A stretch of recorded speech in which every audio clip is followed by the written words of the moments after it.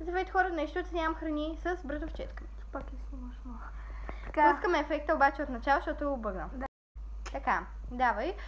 Шоколад или болонез? Шоколад. Аз бях болонез имах предвид. Да. Спагетите. Да. Сега чили или лазаня? Лазаня. Лазаня. Така ти си.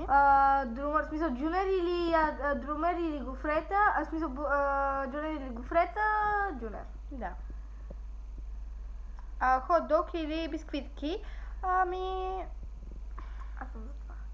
За кое? Бисквитките или хот-дог? Аз хот-дог не обичам толкова. Аз хот-дог обичам горе. Айде бисквитки. Пица или дрон? Пица или две са много хубави. гофрета? Аз бих избрала пица, да. Така. Сега, чипс или барбекю? Това е лесно. Барбекю, да. Така, чиз или хамбургер? Хамбургер или сирене? Хамбургер. Аз бих избрала сирене, защото не обичам хамбургер, но тя не обичам. Пържени картофки или сладолет. Това между другото е малко трудно, защото аз и двете много обичам. Аз много обичам. Айде дай, ние пържените картофки сме за двете. Добре, айде. Болонез или лазаня?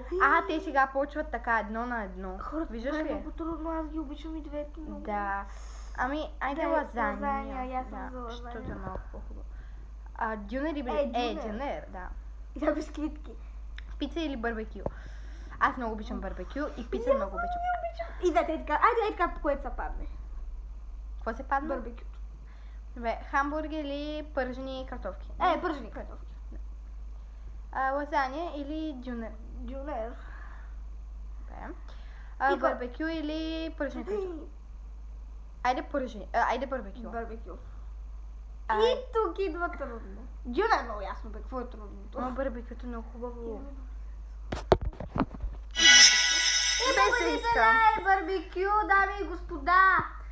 Да, много са вкусни двете неща, но айде барбекю, защото ние сме на големки. Аз наистина много обичам месо, обаче зависи какво месото. Много, да. Ако е от крава, става!